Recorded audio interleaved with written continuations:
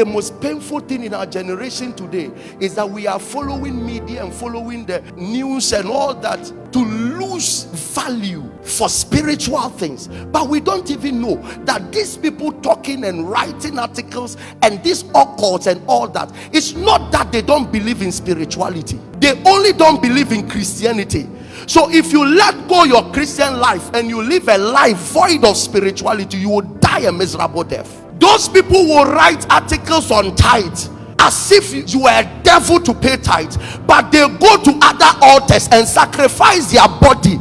Some of them are sick because of power. They sacrifice their hearts. They have heart problems because they had to ascend a certain authority, and the sacrifice they had to make was to give away their kidney, give away their heart, and they are suffering, but it's the sacrifice for that power. And they come back and tell you that Christianity, we are wasting your time, we are pushing you, pastors and all that, insulting us, but you don't even know those people are more spiritual than some of the pastors.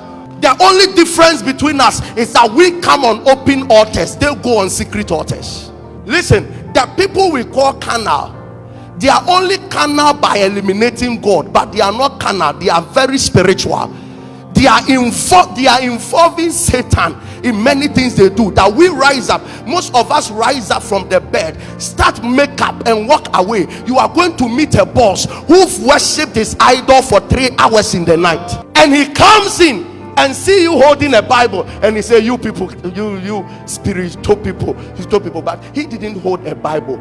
He held something. He drank blood. He sacrificed his son. He sacrificed his child. Some people sacrifice deadly things. Parents, they understand what sacrifice is, and they trivialize sacrifice before you. They just gave away their mother, but come to insult you that you gave away 10% of your money.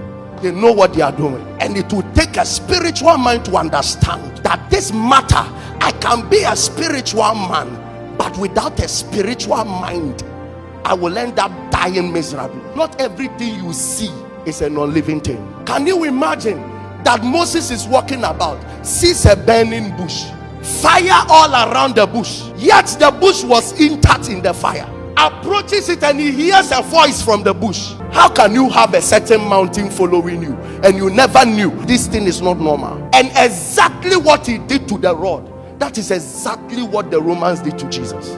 The Bible said, for he shall be smitten. The same way Moses smite the rod, that was the same way the rod came as flesh and blood, and the Bible said he was smitten. And when he smite the rod, water came out. Water signifies life. When he died, out of his resurrection we have life.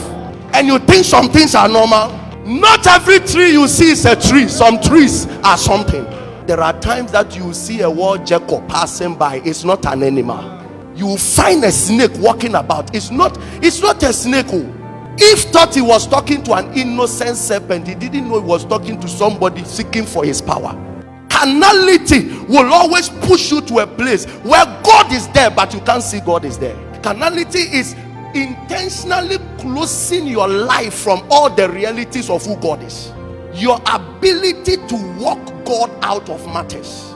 Your ability to not involve God in issue. You look at this and say, this is not God's matter.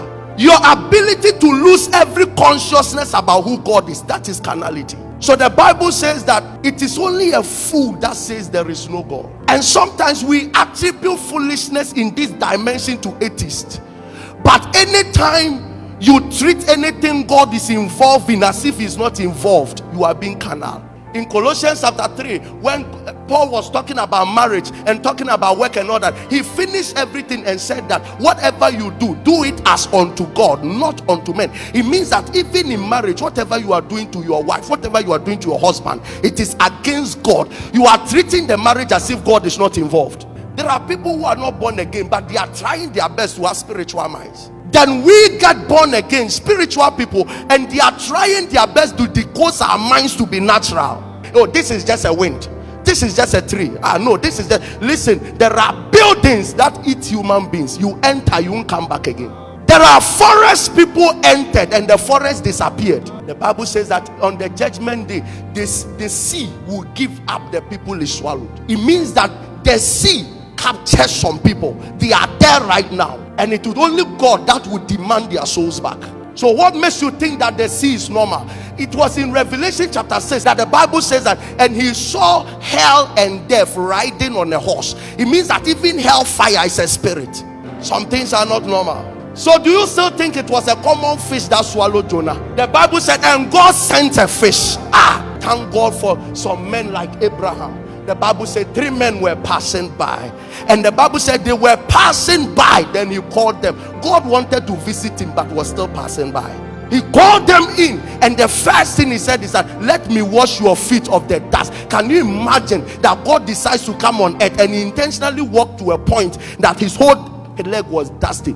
It will take a spiritual mind to know that God, this is God. When you look at his dusty feet, it doesn't look like God, but this is him. Sometimes supernatural can appear like natural, but it is never natural. It will take a mind that carries the spirit to understand